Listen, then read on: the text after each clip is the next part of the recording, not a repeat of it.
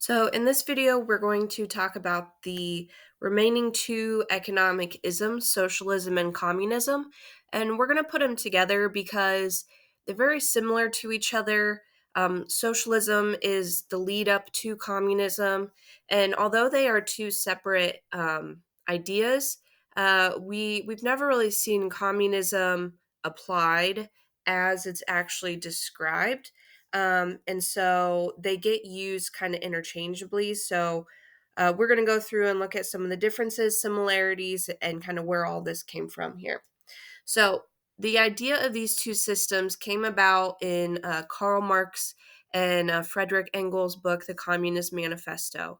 Right. So 1848, they went through and outlined what communism is, and then what also socialism is.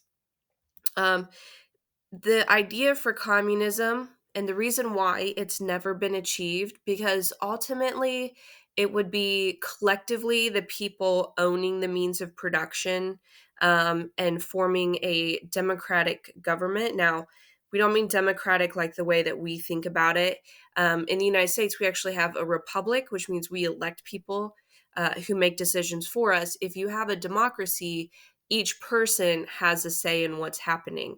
And so there was no need for an official government in pure communism, because you would have the people working together, collectively owning the resources and providing for each other, and there would be no need for government.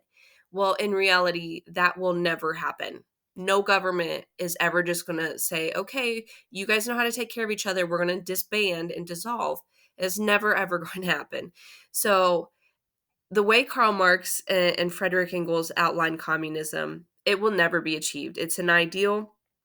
The way that we've actually seen communism applied is more socialism, the way that they described it. And again, we'll go through some of the differences here. So most times when we see things that we call communist, they're mainly communist because of their political side of things, not so much because of their economic side of things. So we'll outline that. So when we think of like communist countries like China or Cuba, those are actually socialist economies. So it, like I said, it can get a little bit confusing, and it gets used interchangeably here. But hopefully by the end of the videos, we'll uh, have that make a little bit more sense. So when we talk about socialism in economics, what we're talking about is an economic system in which most of the factors of production, most of the resources are owned by the government.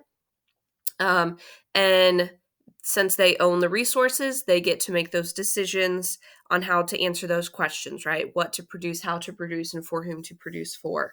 Um, just like with any other system, whoever owns the resources gets to make the decisions.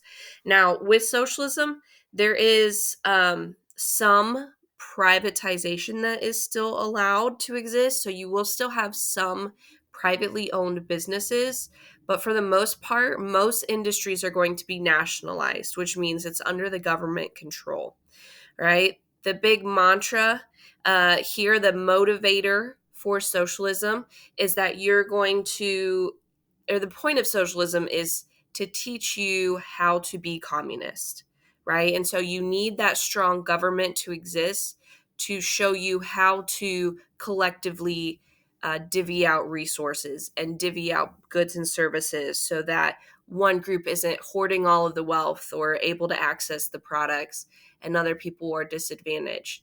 So there has to be some motivator in this system to get you to want to contribute so that there is enough to spread around to everybody. So their mantra is, as you can see on the screen there, from each according to his ability, to each according to his contribution. So in this case, you are going to get out a little bit more if you put more into the system, because they're trying to train you, right? We're trying to tell you this is why you should work hard, because it's going to be good for the collective, which means everyone, right? But you have to be motivated to do that to start with, because the idea here is that capitalism and competition has corrupted your brain, and so you need to be taught how to think collectively, right? So there is still going to be a little bit incentive there to encourage you to work. So like I said, there's some private ownership that is still going to exist here. You can't just have it and then completely cut it off. So they're going to reduce down on what that private sector looks like. It's going to be very heavily regulated. So you're not just going to be able to be like, hey, I want to open a business and start selling some stuff online. No, you're going to usually get permission. There's going to be a ton of rules you have to follow, especially when it comes to like, where are you getting your products from? Where are you getting your resources from? The idea here is that all of that should be coming from the government, right? They're the ones who own it. So they need to make sure that businesses have what they need, so that, again, not one company, not one individual or individuals are getting more than others. So on top of that, the idea of the free market, the supply and demand, is pretty much gone away. It is still somewhat visible, but again, since the government has so much say in what is happening, that is starting to fade away. So a lot of times you'll see the government putting price controls in place, which means instead of letting supply and demand determine what the best price is based on competition and that kind of thing, the government will just come in and say, boom, here's what the price for this product is going to be. Here's what the price of these resources is going to be, in their way of making sure that it's affordable. And so that can cause some problems, because if the price is too low, there can be a lot of demand for it, but that doesn't mean there's going to be as much supply. And so you're going to end up with a lot of shortages. So that means there's going to be a lot of people that aren't going to get access to whatever that product is or that resource. And if the prices are too high, then that means there's going to be a lot of extra sitting around, because people don't really want to pay those high prices. And so they're not going to buy the product. So price controls, they're going to come in and start manipulating the markets a little bit, and that's usually not going to be good for them. We also see, like I said, very limited, very small private sector. Privately owned businesses do need to get their goods and services through the government usually, right? So although you may be buying from a privately owned grocery store, the stuff that's on the shelves probably came from the government, right? One of the big things that socialism and communism are going to do is focus in on ag and manufacturing. So they have to make sure there's enough food for everybody, because in this system and with communism, social security, that economic security, is pretty big.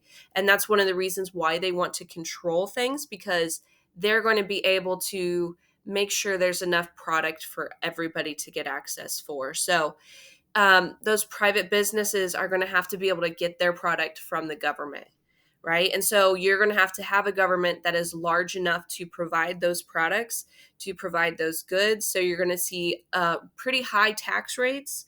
That's one way they're going to focus in on that economic equity, is with a very high progressive tax rate, which means if you get paid more at your job, you pay more in taxes than somebody who may not get paid as much. And that way we can balance it out. And at the end, right, that economic I can't think of the word right now, but at the end, everybody's going to be more equal. And that's kind of the goal here. Now, politically with socialism, you're going to see a very strong government. Not quite as authoritarian as what you would see with communism, or even, well, kind of like fascism. You would see a very strong government, because, again, if these things are in place and the government owns them, they have to be able to enforce that and enforce their rules. And so you have to have a strong government that way. In most cases, when we've seen this applied, there is very little political freedom, just like there's very little economic freedom.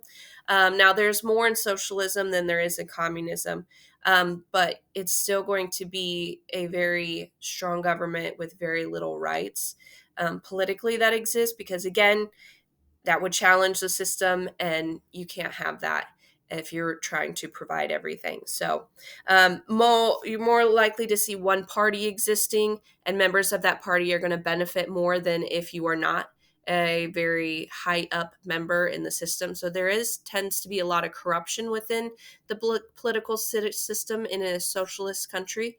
And then what you see with other systems here. Now, most times, like I said, when we think about countries that are communist, they're actually socialist economies. So the current ones we can see here, Venezuela is socialist, Cuba is socialist, China is socialist, Vietnam is socialist. Now, we call them communist, again, because of their political side of things, but there is some aspect of free market in that there is some private ownership that exists. It's not a huge degree of it, but there is some. And so technically, they are a socialist economy. Now, in every case, we have seen historically, socialism has failed. So even though these countries have it today, most of them are on the verge of collapsing as well. So we'll talk about that a little bit more. Go ahead and go to the next video so we can talk about communism and then some of the issues with it.